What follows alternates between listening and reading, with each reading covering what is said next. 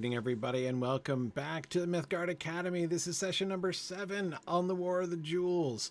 Tonight we are going to turn from the Grey Annals at last to the Quenta Silmarillion, the central section of the book, which features the revisions of the Quenta Silmarillion. Now, before we do, just a quick note, this coming weekend, this Saturday, I'll be traveling this weekend down to San Antonio to go to Texmoot. If you would like to join us at Texmoot, there's still time. If you are anywhere near San Antonio, you would be welcome to join us at Texmoot this weekend. And of course, if you are not near San Antonio, you may still join us through our hybrid broadcast of Texmoot. Texmoot is going to be a lot of fun. I am really looking forward to the content. I'm looking forward to meeting the people. Again, I always look forward to hanging out with our people, but I'm really looking forward to the topic of Texmoot this year because it is conlang, constructed languages. We are digging deep, indulging richly in Tolkien's secret vice at Texmoot this year. So there's a bunch of presentations on some particular constructed languages. There are some discussions from a linguistic perspective on the phenomenon of constructed languages. We're going to be doing some actual workshopping. So just as at some other moots in the past, we've had like some little creative writing workshops and things where we're actually inventing stories and discussing world building and things like that together. At Texmoot, we're going to be doing some conlanging together. We're going to actually be doing workshops on inventing our own languages and stuff. It is going to be, it's going to be awesome. It's going to be awesome. So anyway, really excited for Texmoot. So that'll be this weekend. Hope that you can join us. The next moot after this is Maple Moot, our first ever Canadian moot. I'm so excited for that too, going to Canada at last. We've been trying to get together a Canada moot for quite some time. We're going to be in Toronto on May 20th for our first ever Maple Moot, which is going to be great. That should be, that'll also be great fun. Again, that's next month on the 20th of May. Now, let us go back to the Quenta. So, a little refresher, just to make sure everybody's keeping everything straight. So the Quenta Silmarillion, we've been spending all this time on the annals that it's easy to kind of forget what the Quenta Silmarillion is. I've referred to it a bunch of times, of course. But just to refresh your memory, when he began doing the whole, I'm going to write a synopsis of the whole mythology thing, and it grew into, and then he began to expand the synopsis, right? He began to expand the plot summary, and that became the Quenta Noldorinma, as he called it at first, and then the Quenta Silmarillion. It was given the title Quenta Silmarillion, I think in the 1937 version, which is the one that he was jazzing up in desperate but futile hope that it would be published right after The Hobbit was published in 1937. So the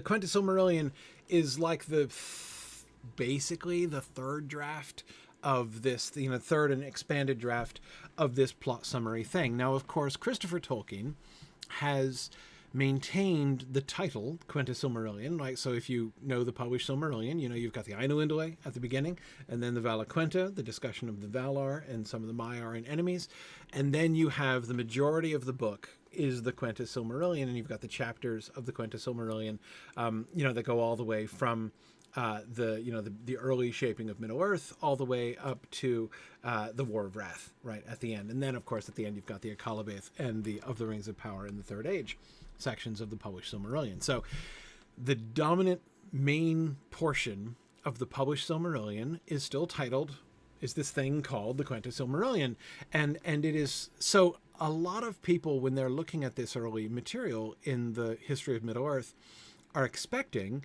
that thing called the Quenta Silmarillion is like, basically they're kind of looking for that stuff, right? The stuff that's published as the Quenta Silmarillion in the published Silmarillion. They're looking for that in the Quenta Silmarillion material, right here in the history of Middle-earth.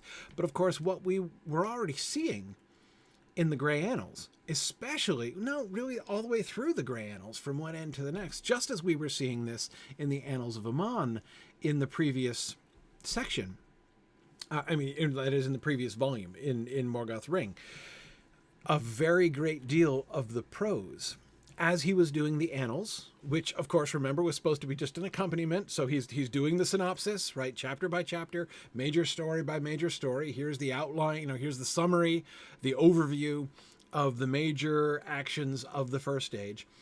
Then he wants to write a chronology to keep it all straight. So he's gonna write the annals, right? Which is a summary of the summary. It's it's a shortened version of the summary, just keeping everything straight. But of course, as we've seen, as he goes and writes the annals, those tended to expand, and in the end, the fullest versions of the text, when Christopher Tolkien goes back looking through all of Tolkien's writings to try to find the texts that he's going to include in the published Silmarillion, of course, as we've discussed before, the premise that he operated on was finding the texts that were the most recent, like the latest version of them, that was completely finished, because Christopher himself wanted to write as little as possible. So in the examples, and we've seen many of them already, where Tolkien wrote a fragment and had an idea for what he wanted to do with the story, but then didn't finish it, Christopher wasn't going to take it up to finish it himself.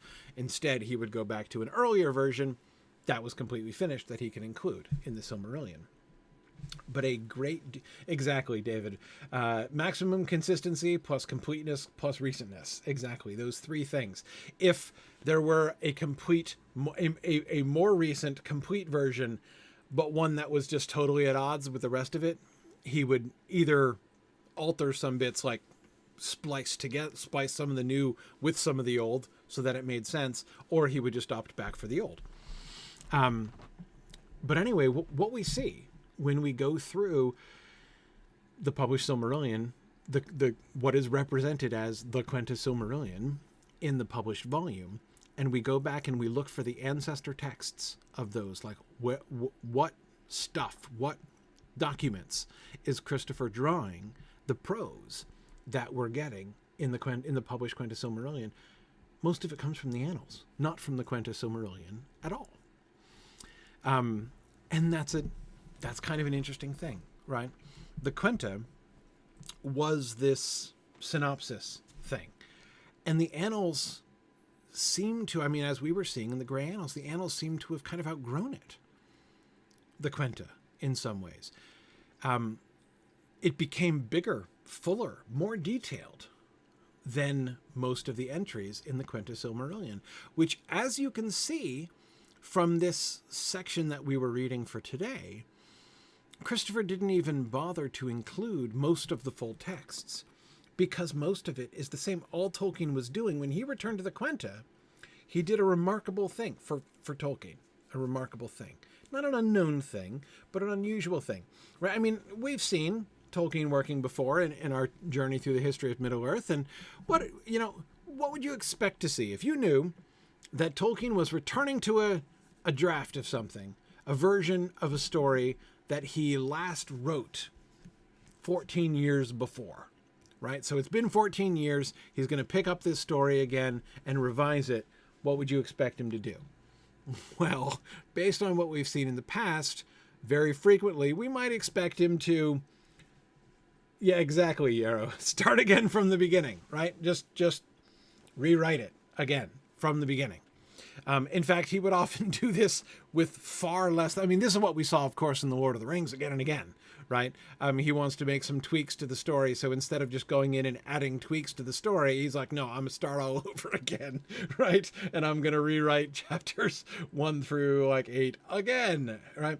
Occasionally, Evil Dr. Cannon, on special occasions, you will see him busting out in alliterative verse instead. That is an observed phenomenon, but it was not the standard procedure. In any case, notice what he does in the Quenta. He doesn't go back. So he's going to revise the Quenta now. It's 1951. It's been 14 years since he wrote the Quenta. He goes back to the Quenta, but he doesn't rewrite it. He doesn't start again from the beginning. Instead, he just goes back to the typescript that was made of it, the manuscript and the typescript, and he writes notes on it, right? He just actually, makes notes for revision right on that manuscript. So he's using the bulk of the manuscript. So the Quenta doesn't change tremendously. Now, I'm not saying that none of the changes that he, none of the alterations that he makes this way are significant, but I do mean he doesn't rewrite the whole thing, nor does he even seem to reconceive the entire thing, like, as a work, as a genre, right? He's not, he's not showing a fundamentally different approach. He seems to be okay with keeping the Quenta in something very like its original form. Some alterations here and there, right? But in something like its original form, and even containing a very great deal of its original content. And he's now just going through and updating it. The kind of thing that we kind of wished he would do in some other places, instead of taking the time to start everything all over again. Anyway, yeah. So it's interesting to me that he, even after the annals have grown into this sort of larger thing, right? And the annals kept busting out into this much more detailed dialogue. He seems to keep the Quenta at that same kind of plot summary overview. He doesn't let the Quenta kind of get carried away. And of course he achieves that by not rewriting it, by just revising it. But again, that it suggests that was how he saw the Quenta. Now, I don't know what his eventual intention was. We talked about this before. Is there a possibility that he's going to take the annals and the Quenta and he's going to combine those two things together? In some way, like, he's gonna instead of having them be, separate parallel texts, he's gonna combine them together. But as we saw in several references in the annals, where he was referring to the text of the Quenta from within the annals text, it seems that, at least, it certainly wasn't how he was thinking all the time. Like, did he ever think that? I don't know. But the existing evidence, the references within the text, don't suggest the fact that he was actually actively moving in that direction. Now, in the end, the choice that Christopher made in having to do the choosing that he had to do, he didn't do the duplicate model, right? He didn't give us the Quenta Silmarillion and then the Annals of Aman and Annals of Beleriand, or the Grey Annals, right? He doesn't give us those two things, the Quenta and the Annals, in parallel. Instead, Christopher Tolkien draws from the Quenta material, and he draws from the Annals material and some of the other stories, and he puts all of those together, all of the best and most complete and most recent texts from all of those things together into one single version, as coherent as he can make it, and he calls it the Quenta Silmarillion, right? He chooses, of the two, he chooses the Quenta structure and format and outline, the stories, the chapters as they're divided in the published Silmarillion are mostly following the Quenta chapters, not the divisions, of course, which are by year, obviously, in the annals. Yeah, Everett, it's really a wonderful question. If Tolkien had had a word processor, how differently would this have developed? Well, Everett, I don't know. On the one hand, we would obviously have far less information about the development of his thought, right? We wouldn't be seeing all the crossouts unless, he had track changes on or something. We wouldn't be seeing all the crossouts. We would be seeing, just the final version of the text. But then on the other hand, Everett, we'd probably be able to read it all, right? And we wouldn't have to worry about his very, very bad handwriting when he was writing fast. So, pluses and minuses, But anyway, so anyhow, what we're seeing, what we're looking at in the Quenta, the number one observation I want, before we even look at any particular passages or particular changes, I wanted to just note the big picture, that at this point, and by this point I mean 1951, this early period after the writing of the Lord of the Rings, he seems to be maintaining, I've developed the annals, right? I'm doing more work on the annals. I'm rewriting those. I'm beefing those up. I'm changing some of those stories. I'm developing those. These characters are emerging. Many of these, these iconic elements of the story, which, we think of as like, some of these moments at the heart of the published Silmarillion. These things are all emerging as he's revising the annals. Things like, Huor's prophecy in the fens of Serech, right? We were just looking at that recently. I mean, all these things are emerging. But when it comes to the Quenta, he still wants the Quenta. But he sort of seems to want it in pretty much the old format. And that's pretty interesting, right? So kind of keeping that in mind, I'm not sure... We're not going to get enough of a look. Of course, what Christopher is doing in this volume, when he's just giving the little bits, right, of what Tolkien changed, the default text that he's running off of is the text of the Quenta Silmarillion that's in Volume 5, The Lost Road and Other Tales. So you can go to that. So, I mean, I thought for a little while about, like, maybe I should go back to Volume 5 and pull the texts out of there and then, have the full text and show where it changes and stuff. But most of the changes I wanted to talk about at the end of the day, there wouldn't have been much need for that. But one of the consequences of this is that we're not going to really, in our discussion here, we're not going to really get a taste for the Quenta itself. Now, we talked about that Quenta text.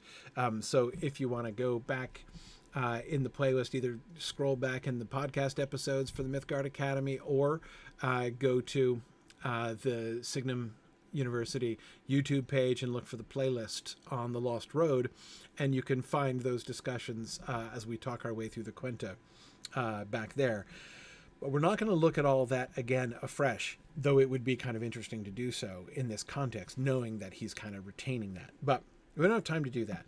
What we're going to focus on today is some of the individual bits, some of the particular things that he, some of the particular things that he is changing, right? That he is focusing on. What were some of the particular changes that jumped out most to me? So, yes, and David Michael Roberts, exactly. The Quenta Silmarillion, that was 1937. So again, yeah, that 14 years that he's coming back from here. Okay, let us look at some examples here. Okay, here's a couple interesting changes. The Valar sat now behind the mountains and feasted, changed to, thus the Valar sat now behind their mountains in peace. Next paragraph. The placing of Hildorian in the uttermost east of Middle-earth, that lies beside the eastern sea, was changed to, in the midmost parts of Middle-earth, beyond the great river and the inner sea, in regions which neither the Eldar nor the Avari have known. Okay, so what are the things that we can see in both of I was very interested in both of these two little changes. And again, you'll remember that in the last couple sessions, I have been talking about how much I love these moments where we can see him writing one thing, crossing it out, and writing another. And in a situation like this, where he wrote a thing 14 years ago, and he is now coming back and deciding which of these things is he going to change, right? These moments of revision in texts like this are even cooler, I think, even more interesting. So I love looking at these things. And here are two right back to back, really fascinating ones in paragraphs 81 and 82. Notice the direction in which he is taking the depiction of the Valar. The original depiction of the Valar in 1937. After the raising of the Pelori, right, the mountains, after the hiding of Valinor, we're told the Valar sat now behind the mountains and feasted. I mean, ouch, right? Like that is harsh. That is to say, that is scathing, I think, in the depiction of the Valar. The question of how often and how badly the Valar screwed up. This is a question which Tolkien has altered his opinion on several times, right? Sometimes he's more and sometimes less harsh towards the Valar. I don't know that there's ever a reason, ever a moment where he exonerates the Valar completely. Like the Valar never did anything wrong. There is that, he who would say that the Valar made a mistake in bringing the elves to Valinor speaks with the tongue of Melkor moment that we saw. But even there, like even in that version of the text, I don't recall that he was saying they never made any mistake in anything that they did. You still have them. Anyway, whatever. Point is, here, this is really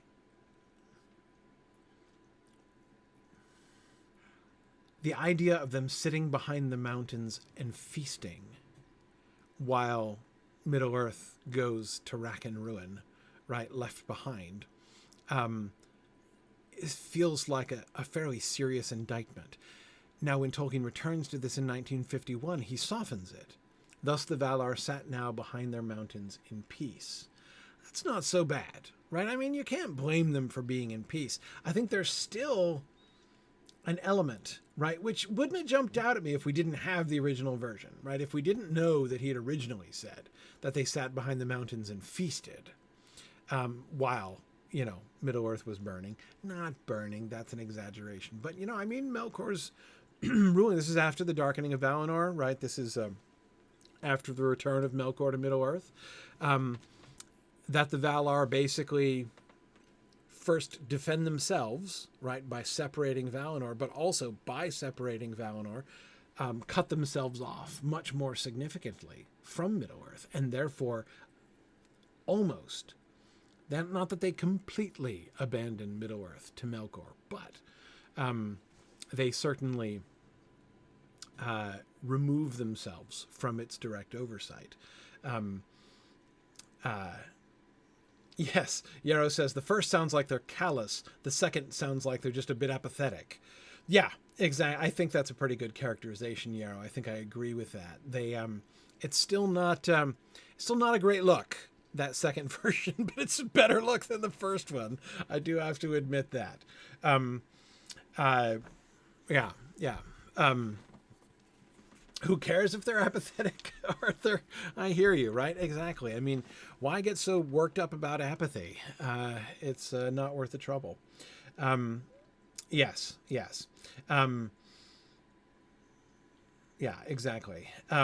So no, they are. Well, anyway, so it's interesting to see the direction that he's going, but also this is not a total course correction on his part, right? He's softened it, but he's not fundamentally altered it. Now, the second one, first of all, the first thing that strikes me, the difference between, so he's talking about where is Hildorian, that is the place where men first awoke, the second comers. In 1937, he says that Hildorian is in the uttermost east of Middle-earth that lies beside the Eastern Sea.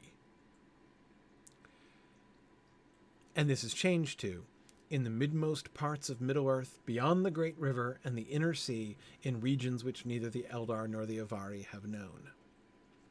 So, on the one hand, there is a similar impulse to place Hildorian off the map, right? Off the known map, distant from anywhere that anyone has ever interacted with, right? So you've read other stories that take place places that none of them were here, right? And so we see that impulse both just first in the uttermost east, right? Conception there that he uses in the first time, and then in the latter one, in the regions which neither the Eldar nor the Avari have known, right? So this still in these strange and totally unexplored wilds is where Hildorian was. But the number one, yes, exactly, David Michael. Hildorian is where men awoke, so it's further east than Cuivianen. Yes, apparently.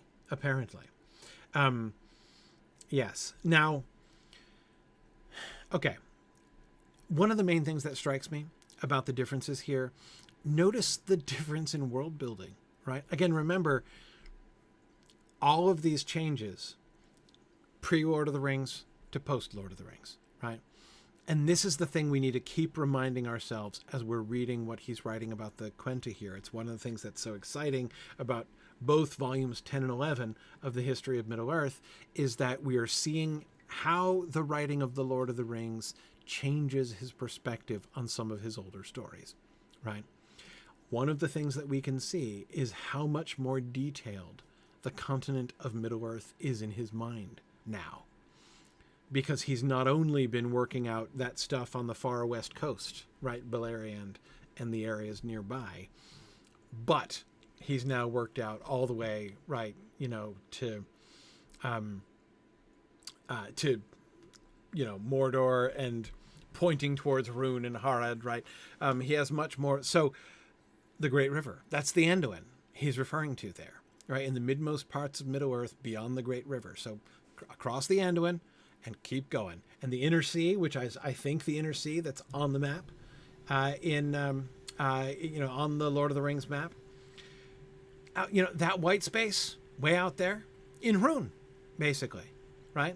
Out in Rhûn, right? Go east and keep going east, and out there is where Hildorian is, where men awoke. And yes, Christopher suggests that the Inner Sea is, maybe that's where Cuiviénen is, maybe not. Now, you may remember some of the stuff that we got in the Nature of Middle-earth suggested that Cuiviénen wasn't there, but was a little further east than that, because when he is describing, like once you get through all the mathematical tables in the Nature of Middle-earth, you get to his actual description of the march and him doing calculations and figuring out how long they stayed in each place and which generation of elves were born on the march in which places and all that stuff, right? As he's working that out, he's mapping the progress of the elves from Cuiviénen towards the coast. As they're going, and you'll remember they end up near Mirkwood and in the greater Lorien region at first. Caren Emroth, the heart of elfendom on Earth, comes from that time, and all that kind of stuff, right? So we do get some more information there from texts of around this time that Cuiviénen, not the Inner Sea, but they come to the Inner Sea, they refer to it, right? So it's not that far past the Inner Sea. Hildorian, way out past that. But again, this is a much more strictly realized,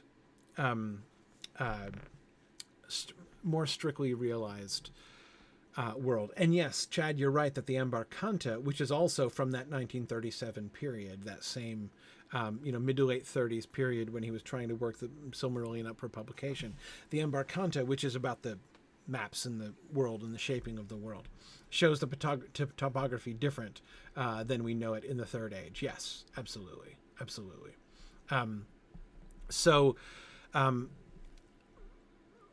Once again, that's where, Chad, it would be really interesting to go back and look at some of this stuff, especially the maps and Christopher's map commentary here in this section that we read for tonight, and to look at that in comparison with the Ambarkanta and see how writing The Lord of the Rings has changed his idea of the world and what it looks like. Because it's really clear, it seems to me really clear that the process of writing The Lord of the Rings got Tolkien excited about world building in ways that he had never been before. And that he's now thinking about things in a very different, not just with more detail, but even in a sense in a different way than he was thinking about them earlier on in the Ambarkanta. Okay. So that's one thing that I definitely noticed there. Yeah, even just think about the one last comment, just to basically point to the same thing. The placing of Hildorian in the uttermost east of Middle-earth that lies beside the Eastern Sea. Notice how he's using here mythic language, like it's mythology language the uttermost east of Middle-earth, right? As opposed to the midmost parts of Middle-earth beyond the great river and the inner sea, which is strict geographic reference, right? This is, I mean, it's still a little bit vague, right? Great river, inner sea, and keep going, right? Keep going, can't miss it. So it's not like he gives us, the Google Earth coordinates or something. But nevertheless, it's very much this, you can feel the difference in genre, if you see what I mean, in those two statements. The first one is mythology. Hildorian is in the uttermost east of Middle-earth that lies beside the eastern sea. As we have the western sea, right? We know it's in the uttermost west. Well, men are coming from the uttermost east. Isn't that interesting, right? There's a mythic significance there. I mean, I'm not sure exactly what it is. We could kind of tease that out a little bit, but that at least seems to be how that statement is working compared to the much more pragmatic approach that he's taking in the later version. Yes, the uttermost east sounds exactly like something Reepicheep would seek. JJ, you're exactly correct about that.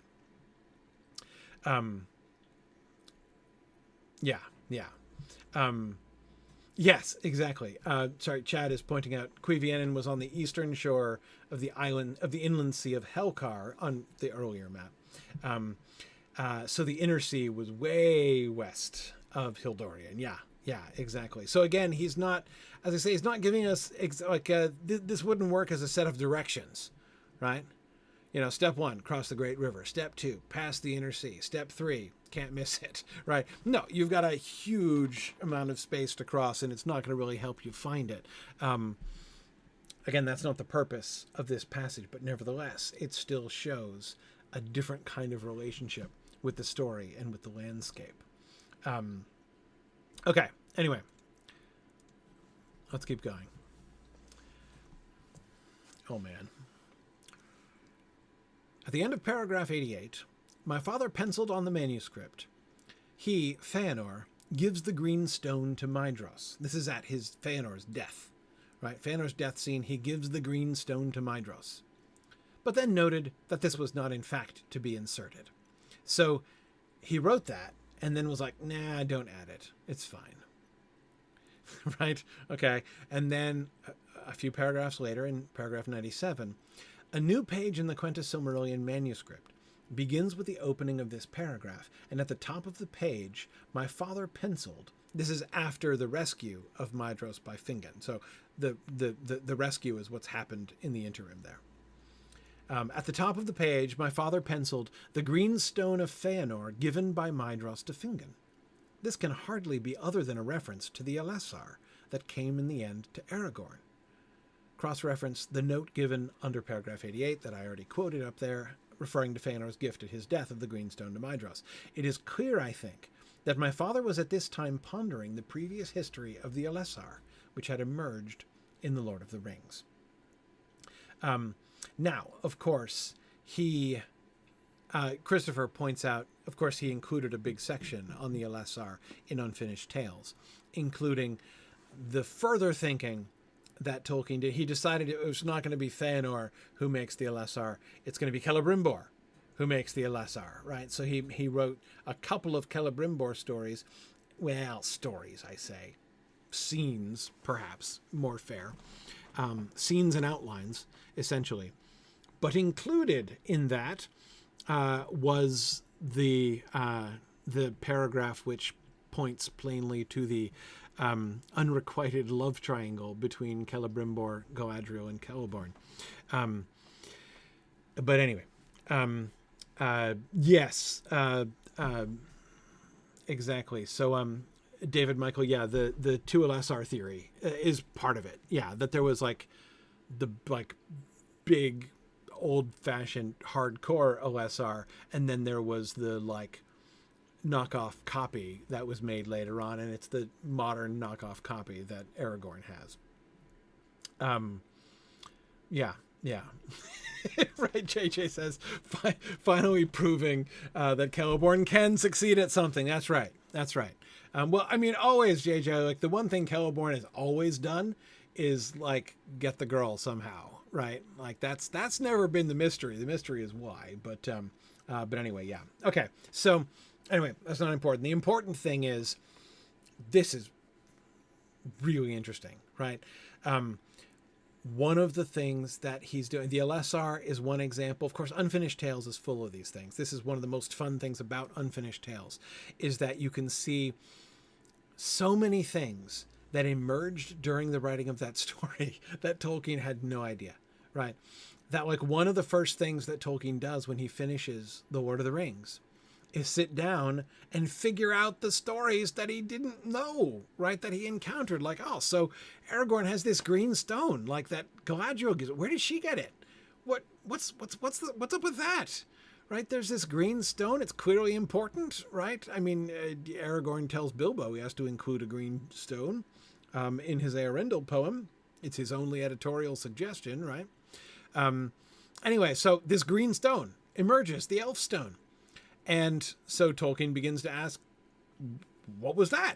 I wonder, where did that come from? That has to have a history, and that history has to be worked into the Silmarillion history somehow, right? Not to mention questions like, what was Galadriel up to this whole time, right? That's another big question that he's trying to answer. And of course, there's so many other things. The Palantiri, right? Where did they, what's up with them? Where did they come from? Where were they all this time? All of these questions, all these things that emerge while he's writing. Galadriel, of course, being one of those things that emerged while he was writing. Ents being another thing that emerged while he was writing The Lord of the Rings. All these things. And now he gets to figure them out, right? She gets to say, hey, yeah, what's happening here? So anyhow, okay. Anyway, so this, I think, based on what Christopher says, seems to be one of the earliest versions of this. That when he's trying to answer the question, what was the green gem, right? What was that elf stone that Aragorn has pinned on his breast? His first impulse was, Fëanor made it. It's a Fëanorian gem. And the history, the first version history, Fëanor gives it to Maedhros on his, not deathbed, but on his death tundra, right? As he's about to die, he gives it to Maedhros. And then Maedhros, when he is rescued, gives it to Fingon.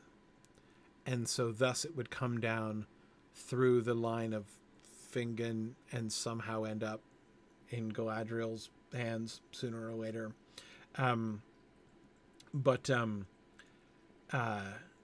Anyway, so fascinating that that's his first impulse.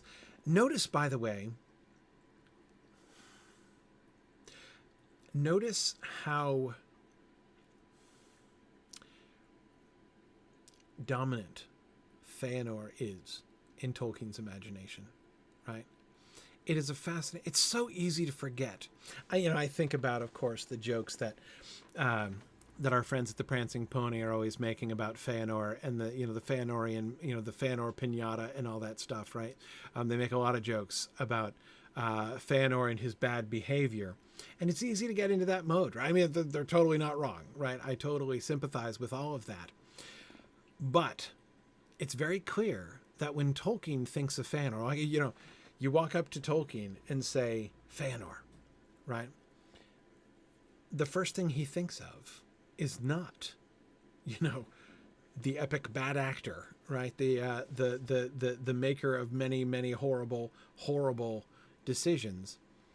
He keeps coming back to Fëanor as the wellspring of all of the, like, if there's an important magical thing, probably Fëanor made it, right? The greatest craftsman, the greatest inventor of all time, right? The Silmarils, of course, get lots of press. Remember, of course, he did this with the Palantiri, right? He did this with the lamps, right? They're going to be magic lamps. Well, Fëanorian lamps, right? He did this with the Palantiri. He's now doing it with the Elessar. It's his first impulse, right? If that stone that Aragorn has is in some sense a magic stone, if it's got some kind of virtue to it, which, as we could see from the later versions, was his impulse, then and connected with healing, of course, then yeah, he's gonna send that straight back to Feanor. Now again, he changes his mind later on. He settles for Celebrimbor, right? Celebrimbor, who's like the poor man's Feanor, right? But his first impulse was to take it straight back to Feanor. And this is, again, he has this impulse all the time. And it's really important for us to remember that, and again, not disagreeing in any way about the horribleness or, and not criticizing anybody for feeling impatient with Feanor. But at the end of the day, Feanor to Tolkien, what he keeps coming back to is craftsmanship, inventor, the maker of amazing things. Right. And Tengwar, Chet. Absolutely. Yes. Yeah.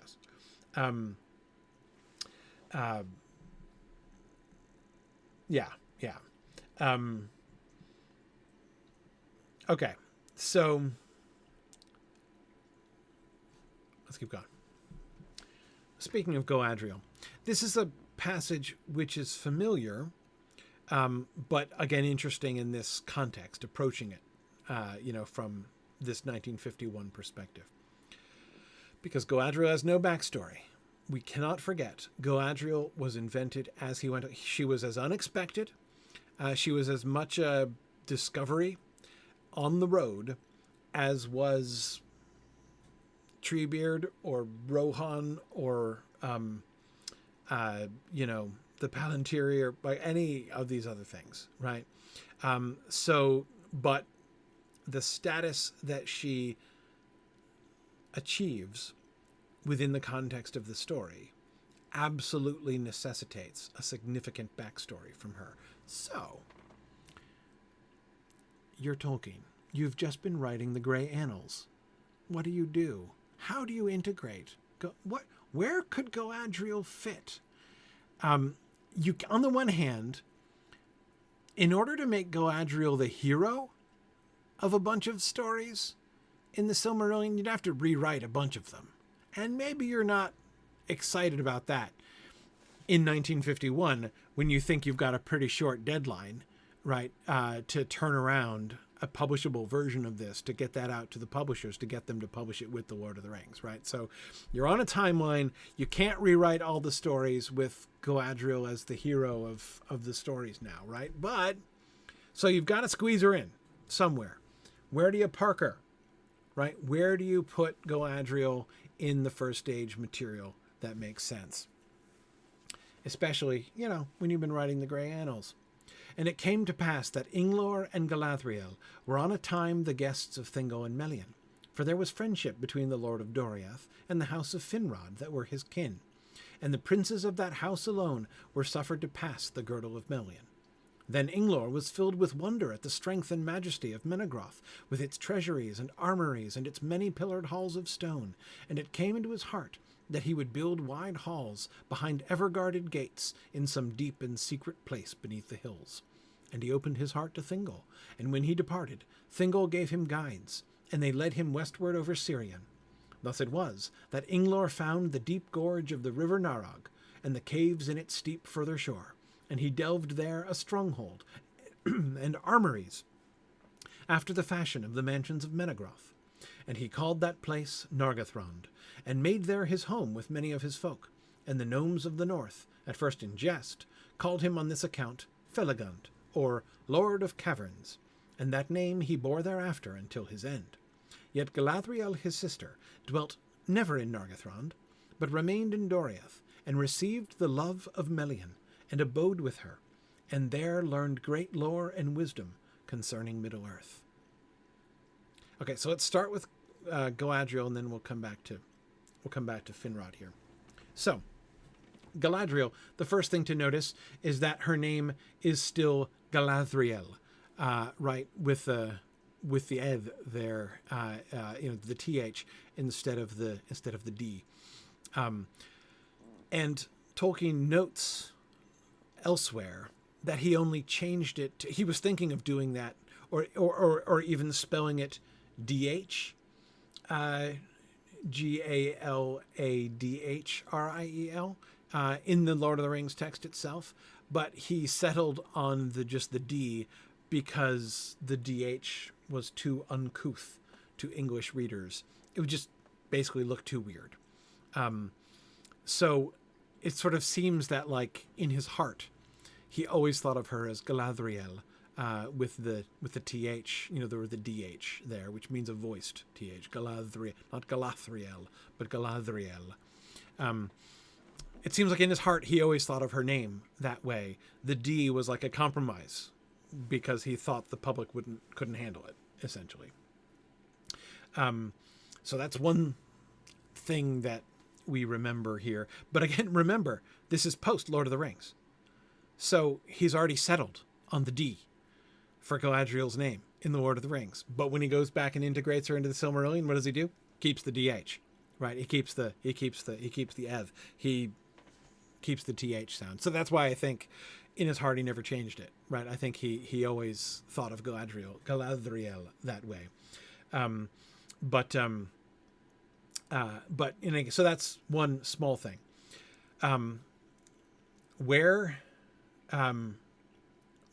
do you park Galadriel if you don't have time to write new stories with her at the center, but you want to set her up for the role that she's going to play in the Third Age, and the very, very big deal that she is? Bigger and bigger deal all the time. Galadriel is one of those characters who loomed larger and larger in Tolkien's imagination, it seems, in the years after the writing of The Lord of the Rings. You can see this in his letters. You can see this in some of the other essays that he wrote that get published in Unfinished Tales. Galadriel and Gandalf, especially Gandalf. Gandalf is number one. Galadriel is kind of a close second of these characters whose stature like rises and rises in retrospect, essentially.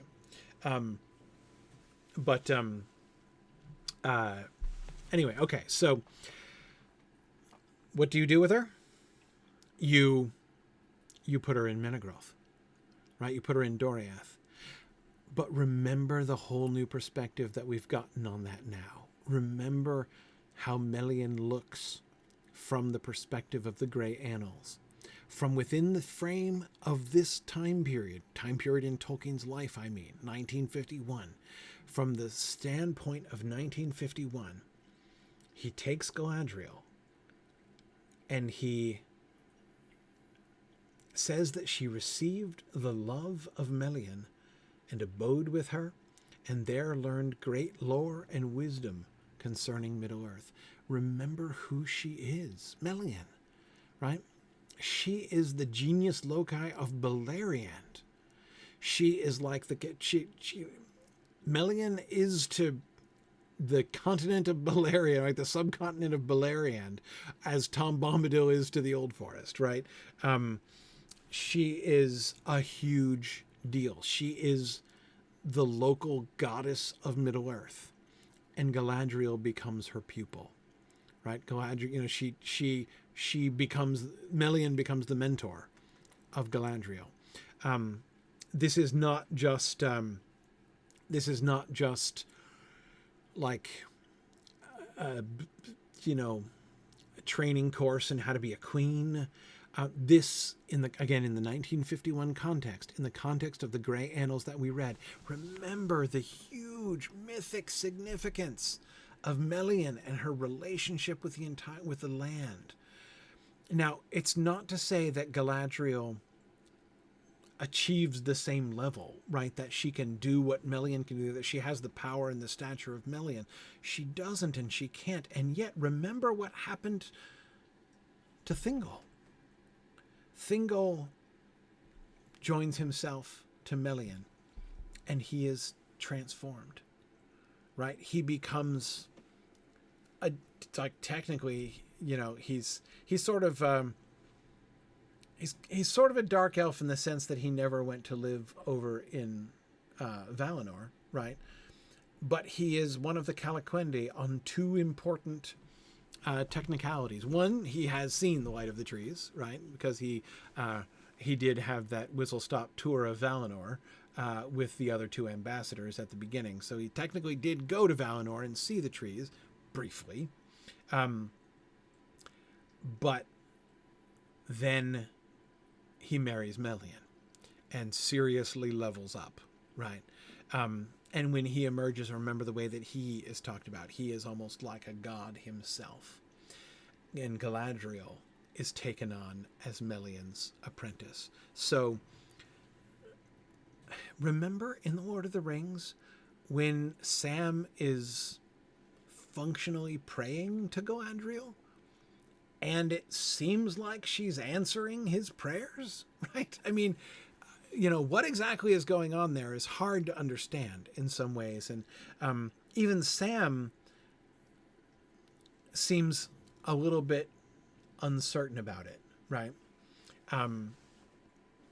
That is to say, on the one hand, he says that he would ask the lady for light and water, and then light and water both come, right? And on the one hand, he is grateful, but he also says, like, he can't wait to tell Galadriel about it, as if, like, he's assuming she won't know, right? So he's not exactly treating her like a goddess, saying, like, oh, Galadriel has visited her blessings upon me. It's not quite that. But anyway, she is in that position. We see her in this quasi-divine role, with her power investing Lothlorien. And there are several statements that talk about that you are stepping within the power of the lady, right, when you enter into Lothlorien. It's very Melian, right? She didn't just learn this. She didn't just study these techniques. I think that what we're seeing is I see in that last sentence there. Now, in the context of the Grey Annals, I am now seeing an implication that I think he is attributing to Melian a blessing, an augmentation of Galadriel herself. Just like the four hobbits, when they come back to the Shire, are changed. They're different, right? They have encountered and been among the high and the great, and they come back changed, lordly, right? They're not like normal, ordinary hobbits anymore. And we see this idea of the elevation, of the ennobling of the lesser through contact with the greater. It happens dramatically with Thingol, right? Melian's husband. But I think he's retconning that into Galadriel as well. So having written Galadriel, having built her up into her mind until she is this figure who has invited for many people parallels with the Virgin Mary and all these other things. Big stature for Galadriel. He's now going back and retconning this and saying, yeah, it's Melian, right? In the context of the great Melian that he has depicted, that's now retroactively an explanation of Galadriel. Now, Finrod. The first thing, of course, is the names. We may remember, of course, we have reason to, if we read the appendices carefully, we know that the name Finrod was not yet attached to this dude, the Lord of Nargothrond and Galadriel's brother, yet at the time of the writing of the Lord of the Rings. So that when Gildor in Glorien in the Lord of the Rings, right, when Frodo meets him in the Woody End, he says, "I am Gildor of the House of Finrod." almost all modern Tolkien readers immediately think of Finrod Felagund, but that is not what he is saying, right? When he says, I am Gildor of the House of Finrod, he means I am Gildor of the House of Finarfin, right? So at this time still, 1951, post Lord of the Rings, Finrod was the third son of Finwë, right? So him whom we know from the published Silmarillion as Finarfin was Finrod. And Finarfin's son, Finrod's at the time, his son is not named Finrod, he's named Inglor. Or in some cases just Felagund, right?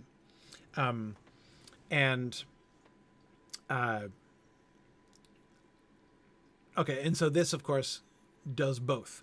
It gives his original name, Inglor, and then an account of how he gets his other name, Felagund.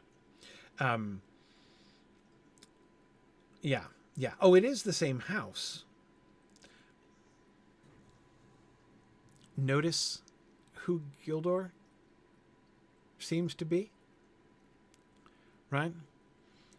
Gildor Inglorion, which means, if I'm remembering correctly, Gildor, son of Inglor. Yeah, son of, Chad, that's what I was pretty sure that meant, right? He's saying, he says his name is Gildor, son of Inglor, of the House of Finrod, which meant at the time, I am Gildor, son, he is, to translate it into published Silmarillion terms, he is saying, I am Gildor, son of Finrod, of the House of Finarfin. So, Gildor from the Shire, right, whom Frodo meets in the Woody End, is Finrod's son, according to the text of The Lord of the Rings. That's the concept. That's what that meant. Gildor Ingorian of the House of Finrod, when he wrote that, in writing at the time of the writing of The Lord of the Rings, meant, translated into modern terms, Gildor, son of Finrod of the House of Finarfin. I know, kind of mind-blowing, right? Yeah, so he would be, that means that Gildor, whom Frodo meets in the Shire, is Galadriel's nephew. Yeah, exactly. Yes, that's what that means, or what that meant at the time. Now, when he changed the name, how is he going to retcon that, right? Now that Inglor is no longer Finrod, right? When Finrod becomes Finarfin and Inglor becomes Finrod, whence goeth Gildor, right? And Gildor, of course, is not ever retconned back into the stories of Finrod. We don't hear about, he doesn't seem to have a son. That's kind of an important angle of the story, right? That Finrod never married because, you know, he and his fiance didn't both go on the trip, right? Anyway, it's kind of, it's, I in the way that it settles out, that the story of Finrod, that Finrod doesn't have a child, right? The way that settles out, Gildor is clearly not in the direct line like that later on. But I think we'll see some more about this later on, if I'm recalling correctly. But at the time, and also remember, if we go back to the 1937 Quenta, we'll see that the story of Finrod's fiance not coming over, that's not a settled thing at that point. I think it's pretty clear that I think it's pretty clear that he, at the time of the writing of The Lord of the Rings, was in fact envisioning that Gildor was Finrod, whom we know as Finrod's son. It's really hard to talk about this with the shift of names. Okay, let's keep going. All right. We were noticing when we were talking about the Turin Turambar story at the end of the Grey Annals there, that there was still no meme. Not that meme hadn't been invented. Meme is an old character, but that meme had not been inserted into the Turin story yet. The when Turin was with his outlaws, who then became, sort of chaotic good guys, and then he was betrayed. He was not betrayed by Meme, right? Amon Ruth, it was not the House of Ransom.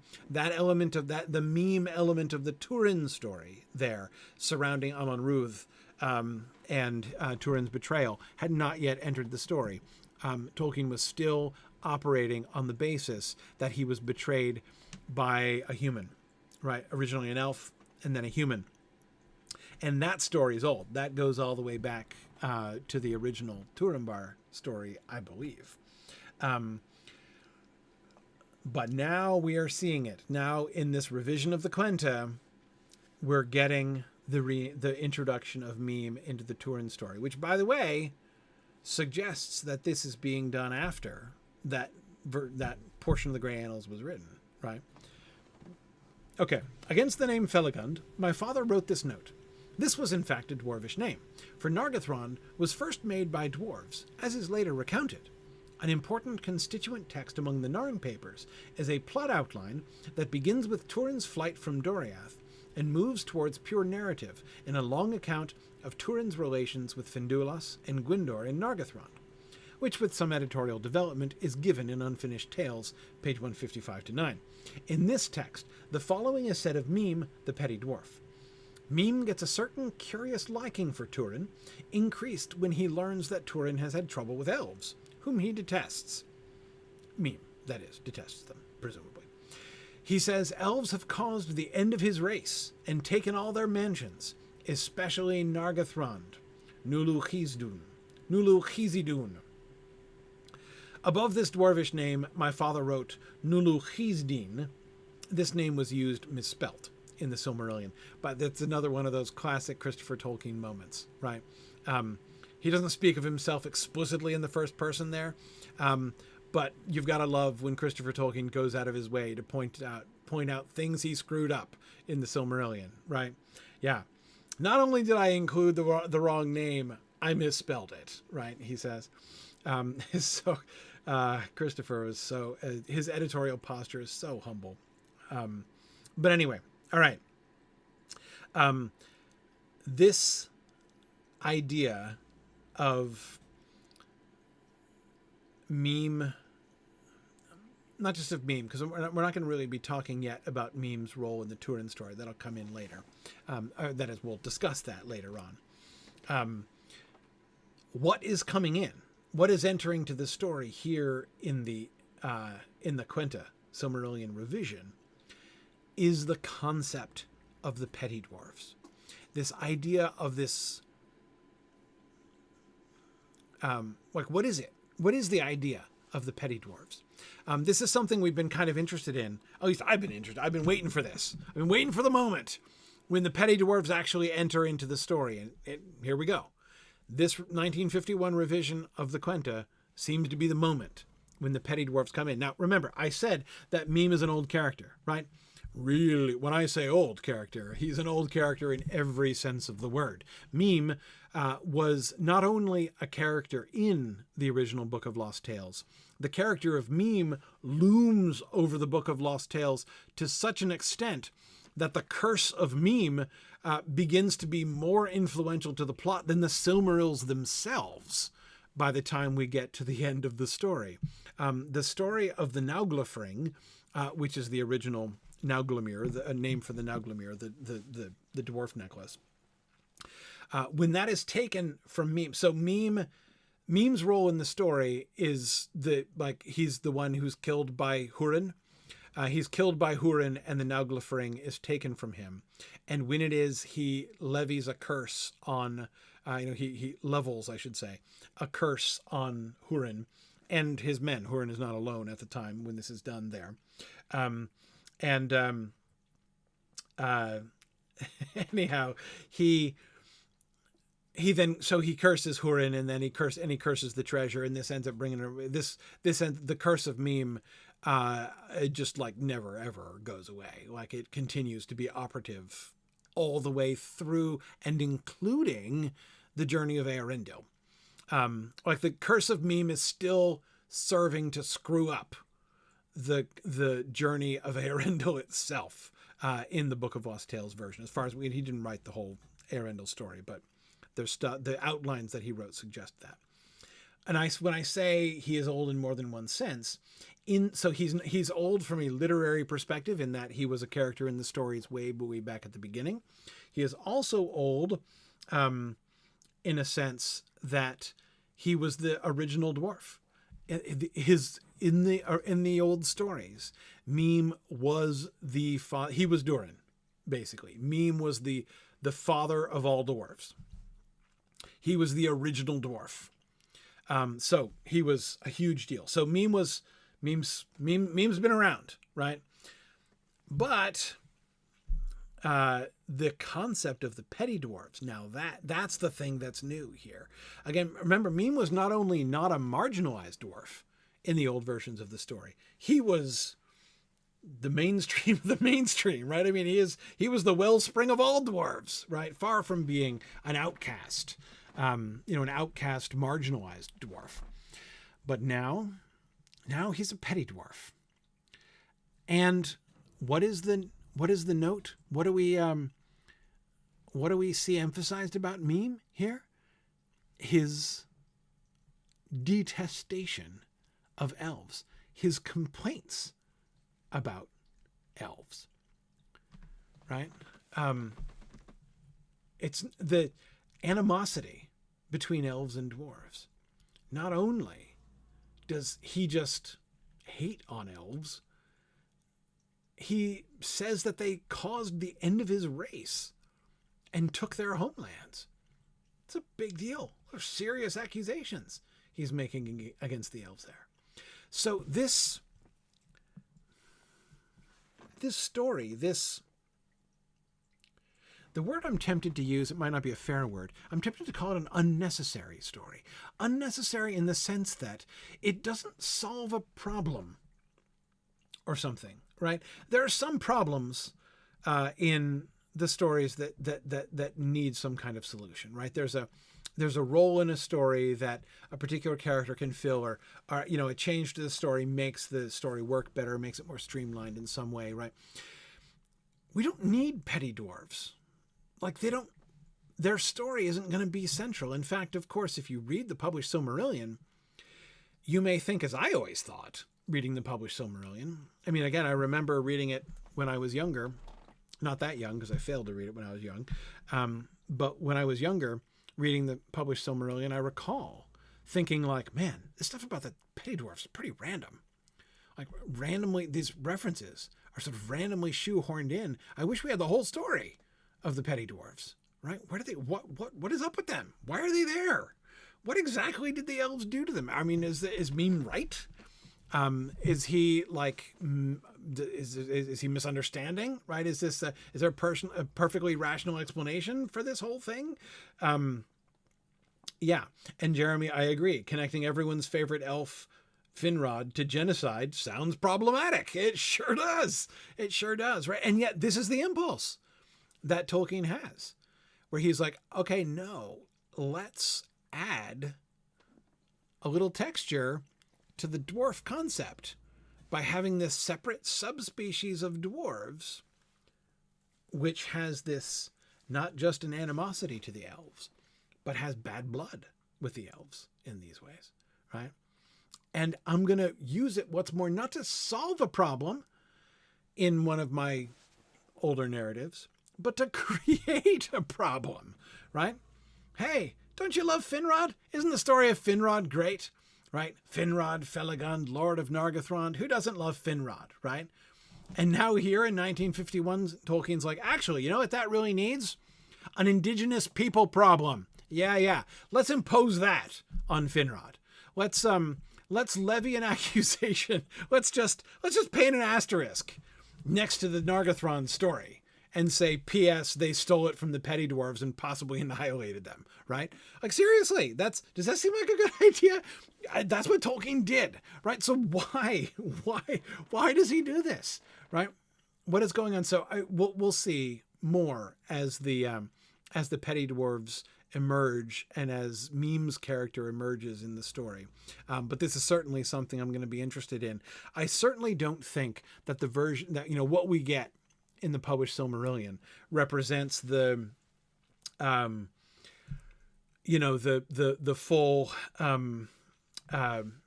the full scope, right, of where the Meme story and the Petty Dwarf story might have been headed, to in Tolkien's mind. I don't think he developed it fully, but I'll be interested to see, as we go through to talk about what we get. Now, Copperfinch on Twitch is talking about Meme's curse versus Feanor's. Is Meme's curse a prerequisite to the Silmaril story? No, it overtakes it. The curse of Feanor comes first. Curse of Feanor comes first to start. It's the Silmarillion after all, right? Tolkien called it that way back in the day. It's the story of the Silmarils, and the Oath of Feanor, and the horrible ramifications of the Oath of Feanor, right? And it keeps coming back, and it's the driving force of, well, a large percentage of the tragedy in the story. But in the original story, in the Book of Lost Tales, there comes this second dynamic, right? Up until the point when Hurin takes the Nauglafring from Meme, a very significant percentage of the horrible tragedies that occur are due to the curse, to the Oath of Feanor, right? Then Hurin takes the Nauglafring from Meme, and Meme lays his curse on it. And after that, you can start like a scoreboard, right? You can keep score like horrible tragedies attributable to the Oath of Feanor on one side and to the curse of Meme on the other side. And Meme makes up rapid ground in the latter portions of the Book of Lost Tales. There are still some things, the Oath of Feanor still gets its, tragedies afterwards. But boy, the curse of Meme really is fairly prominent. Tomas, that's a really great question that I never feel that I have understood. Why petty? Why does he use the word petty exactly? I think, Abelard, that it does have to do with size, that they're physically smaller than the other dwarves, but they're not sufficiently smaller to make that a defining characteristic, I don't think. It's not like they're 2 feet tall or something like that, right? They,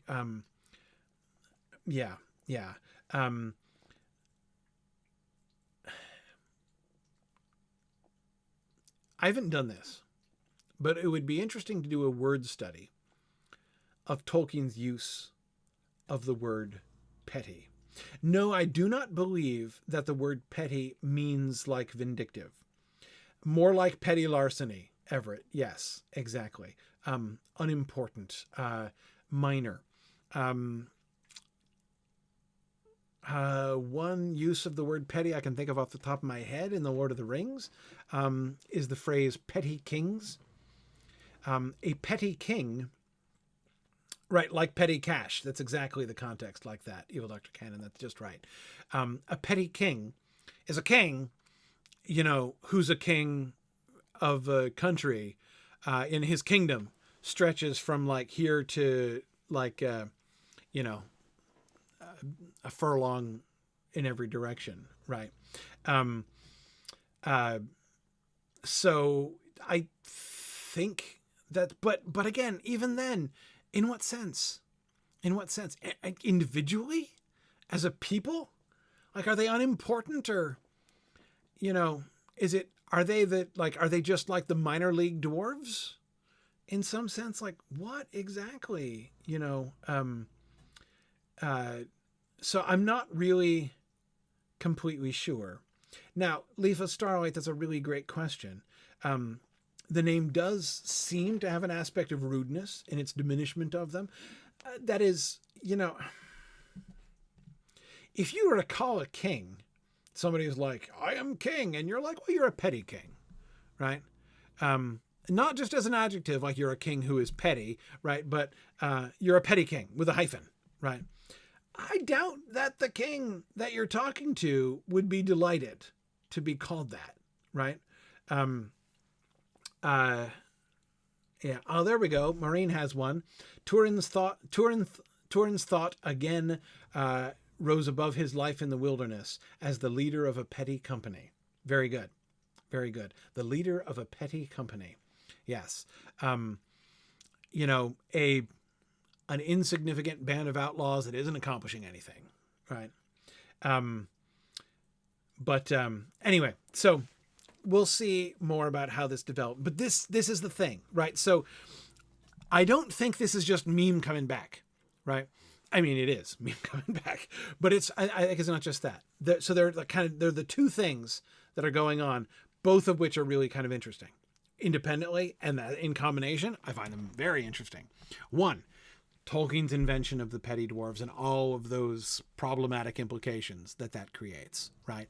And then secondly, him reaching back, taking meme out of mothballs and making meme a petty dwarf, right? Okay, no, I've invented Durin now, right? I wrote the poem and everything in the Lord of the Rings. So Durin is the headliner. Durin is the OG dwarf now, right?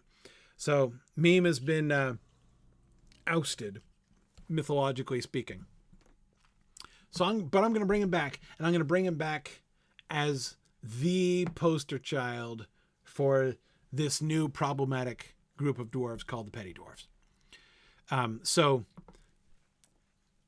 the choice to create the petty dwarfs, really interesting. The choice to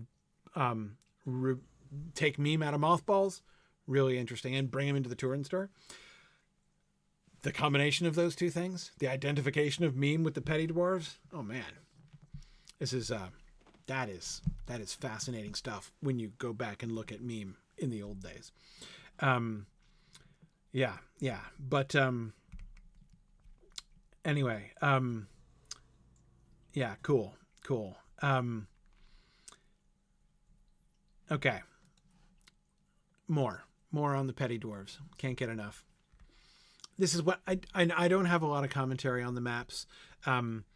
It was going to be really hard to do much map commentary, and I don't want to get too deep in the weeds there. We're already running out of time here, and I haven't even gotten to concerning the dwarves, which I really wanted to talk about tonight.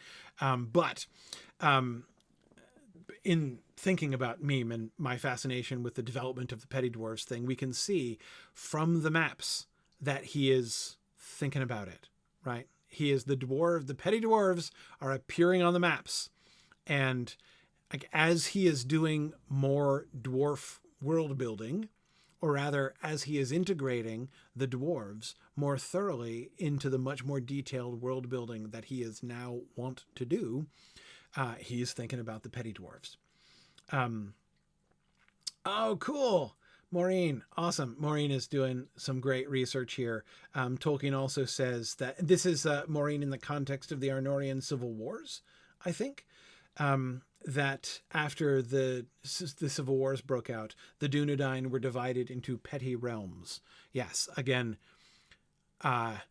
small, relative, comparatively insignificant realms compared to all of Arnor. Yep, that's exactly it. Okay, anyway. But here are the petty dwarves showing up on the map. We get the Moors of the Noelglu. This is going to be a really fun slide to read aloud, by the way. Oh, that's in the Silmarillion. Oh, right. It's in but isn't that in the Silmarillion recap of the Rings of Power in the Third Age?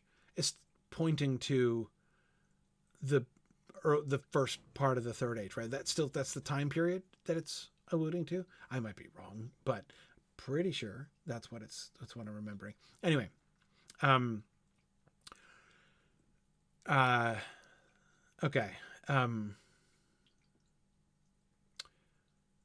Oh, interesting. Everett says apparently there's only one use in the Lord of the Rings.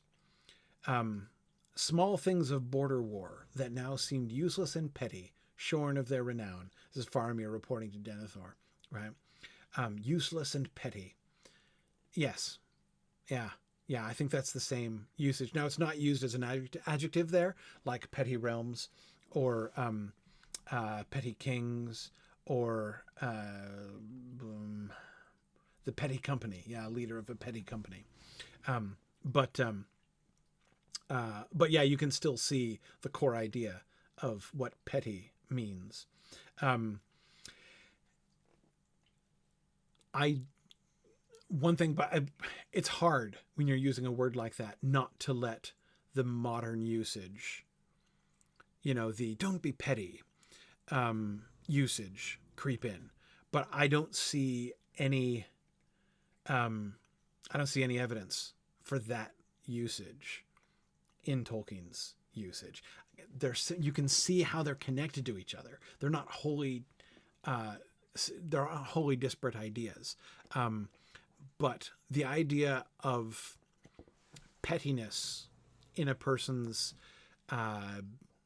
words, attitude, actions, right, sort of revealed in their actions.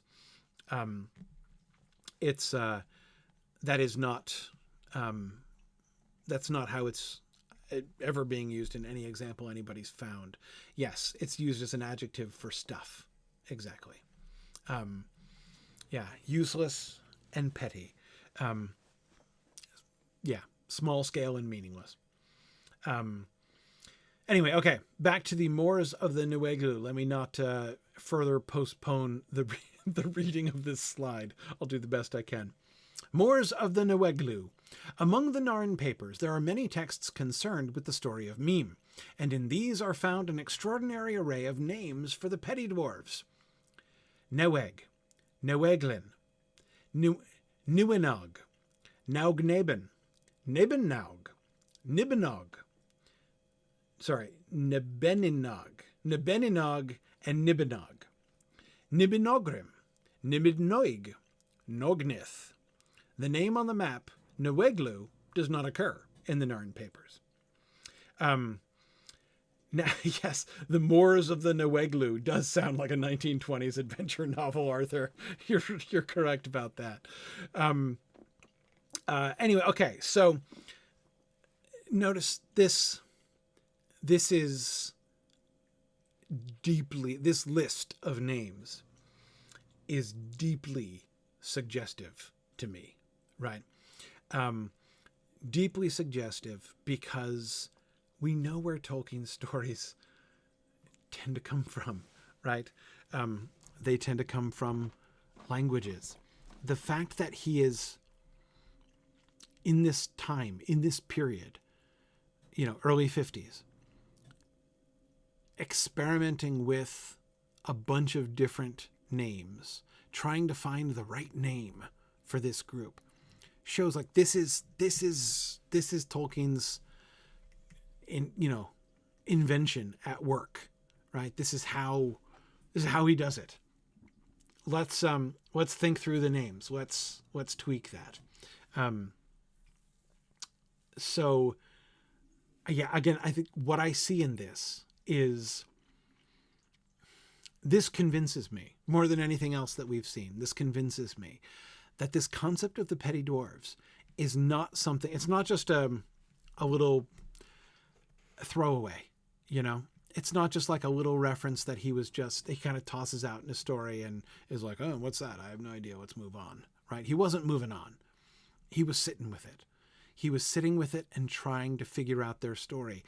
That's what the names do, right? This is not just, of course, he's not thinking up names or considering names the way that I might or some of you might, right? Which is just like, so what sounds best, right? What am I feeling best? When I hear it, it feels to me like the right thing. That's not what he's thinking about, right? I mean, that may be involved in some way. Certainly he had an amazing phonoaesthetic sense, but the point is these all mean different things, right? He's trying to, by naming them, right? By coming up with a name, he is trying to figure out, like, what is their essence? What is their story? Who are they? What are they? Exactly. I need to figure this out.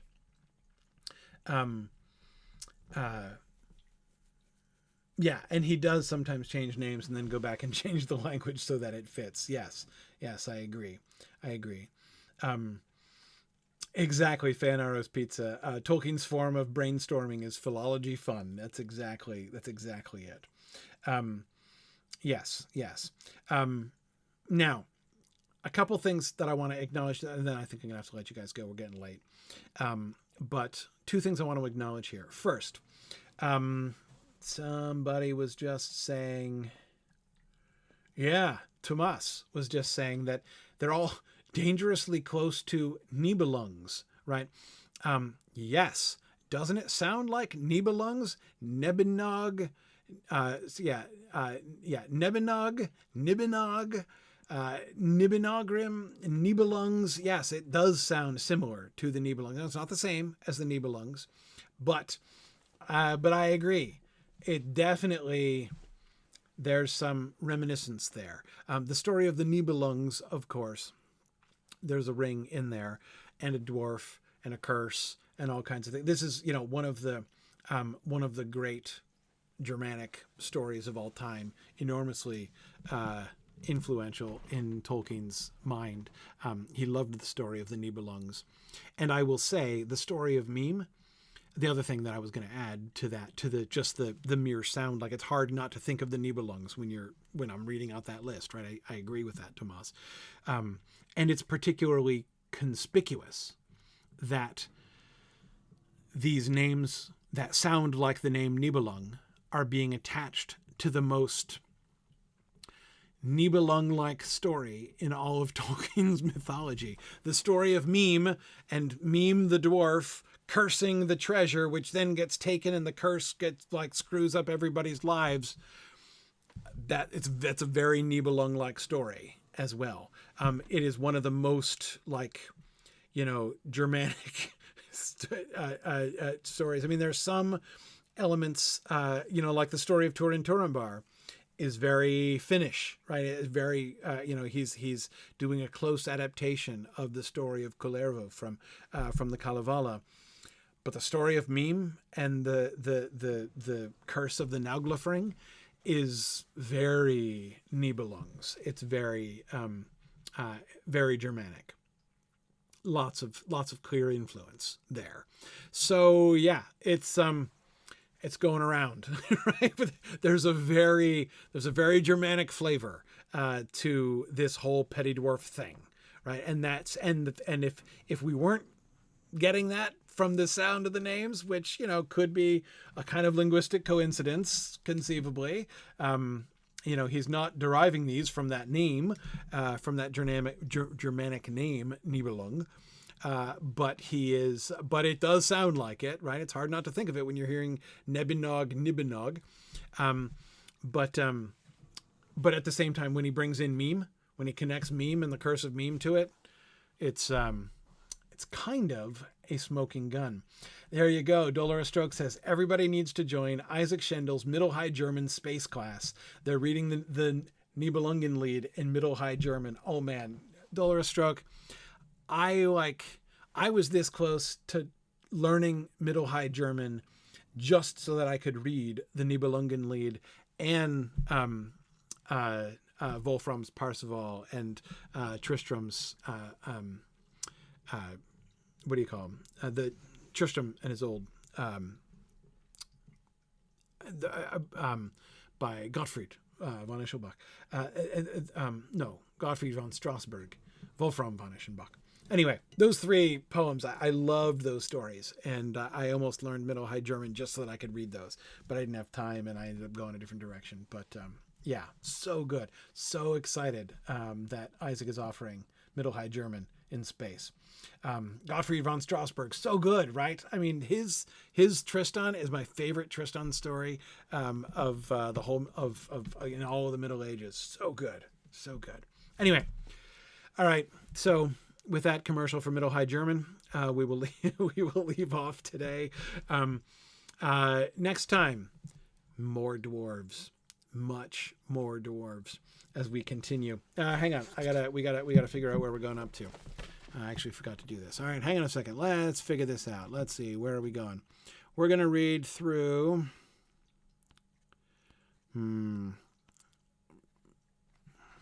Let's read through the Fall of Fingolfin. What do you say? Yes, let's do that. Let's read up to, but not including. Nah, tell you what. Let's keep this simple. Read to the end of the Quenta Silmarillion section. We're probably not going to get to all of it. I'm not going to lie. Probably not going to get to it all next time. But rather than subdividing it randomly, read to the end of the Quenta Silmarillion section, and then we'll see how far we get next time. All right? Should be back next week. Looking forward to seeing some of you at TexMoot, I believe. So see some of you in San Antonio in just a few days. But otherwise, I will see you guys here next week. Excellent. Awesome. Looking forward to seeing you, Chad and Matt, I think, and maybe a couple others of you. So thanks very much, everybody. See you guys soon. Talk to you later. Bye now.